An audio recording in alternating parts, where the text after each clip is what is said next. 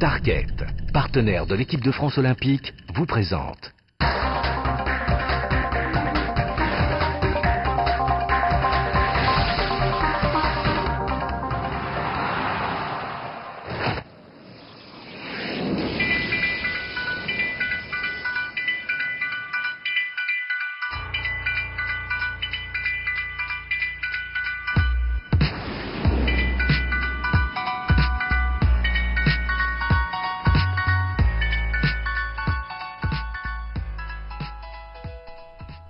Sur 7200 demandes, seuls 280 seront retenues. La recherche de l'excellence, toujours. Être ramasseur de balles à Roland-Garros, un véritable investissement pour ces jeunes âgés de 12 à 16 ans. Le rêve de côtoyer les plus grands l'espace d'une quinzaine, le rêve de participer à Roland-Garros.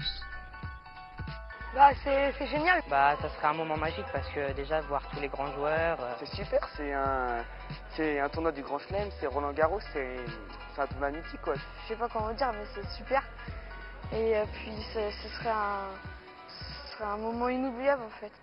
Un moment inoubliable qui n'est pas à la portée de tous. Les 15 et 16 mars se déroulaient dans l'enceinte même de Roland-Garros les dernières sélections en Île-de-France. 68 enfants pour une cinquantaine de places, des sélections qui se découpent en plusieurs ateliers. Le matin, place à l'échauffement musculaire qui se fait en extérieur.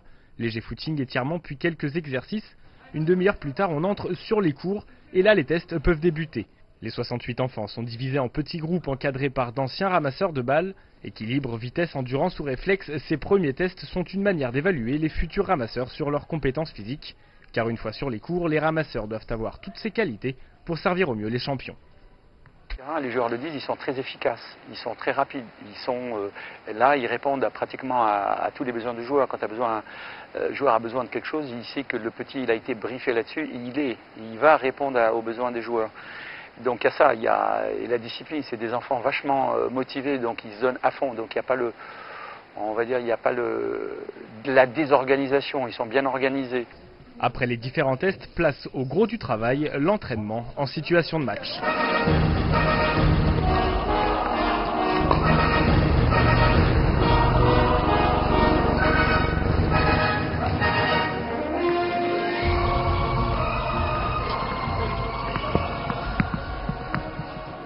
Approcher les plus grands, chacun des apprentis ramasseurs en rêve, mais pendant le tournoi, les journées sont loin d'être reposantes. Arrivés aux alentours de 9h à Roland-Garros, les ramasseurs sont divisés par équipe de 6. 2 équipes sont affiliées à un cours pour la journée entière. Les 2 groupes se relaient toutes les 30 minutes environ. Les journées se terminent aux alentours de 22h, des journées longues donc, un rythme effréné mais un plaisir qui n'a pas de prix. Pour arriver au niveau voulu, l'entraînement est encore long pour nos 68 franciliens. Apprendre à faire dérouler des lancers, être endurant, rapide et vif, des qualités qu'on ne retrouve pas forcément à chaque tournoi du Grand Chelem. Je peux dire que nous avons les meilleurs ramasseurs de balles au monde. Lorsqu'on fait des comparatifs avec Wimbledon, l'US Open ou l'Australie, parce qu'il y a quelques détails qui n'échappent pas aux gens avertis comme nous, et sans prétention aucune, nous avons les meilleurs ramasseurs. Ils sont là quand il faut, ils savent être discrets, il ne faut pas qu'ils envahissent la partie, ils sont à la disposition des meilleurs joueurs du monde, et donc ça fait partie du jeu et de la qualité du tournoi. Ils sont où il faut, quand il faut, et ce sont des détails importants qui déterminent bien un critère de qualité. En plus des qualités physiques réclamées, les enfants doivent répondre d'un parcours scolaire plus que correct. Participer à Roland-Garros implique 3 semaines où l'enfant ne se rendra pas à son établissement. Autant dire qu'un mauvais élève aura peu de chances de convaincre son école de le laisser partir. Pour mieux connaître les futurs sélectionnés, Rida Ben Salah organise des entretiens groupés où chaque enfant explique ses motivations. Un entretien durant lequel il apprend à mieux connaître chacun d'entre eux. Dernier critère et non des moindres, la taille. À moins d'1,50 m, les ramasseurs sont systématiquement affectés au filet. Entre 1,50 m et 1,60 m, ils peuvent aller soit au filet, soit en fond de cours. Plus d'1,60 m, l'enfant se placera obligatoirement au fond. S'ajoute à cela ce que l'on appelle les voltigeurs. Ils ont pour mission de répondre aux exigences des joueurs lorsqu'ils sont sur le court.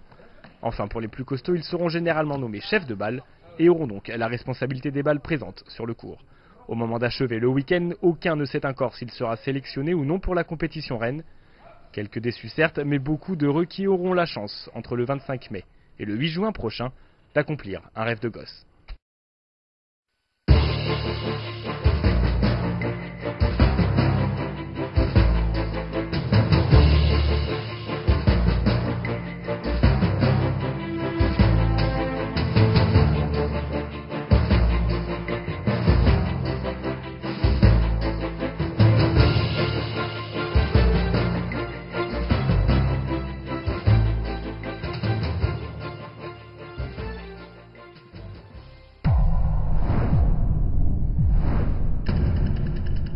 Tarkett, partenaire de l'équipe de France olympique.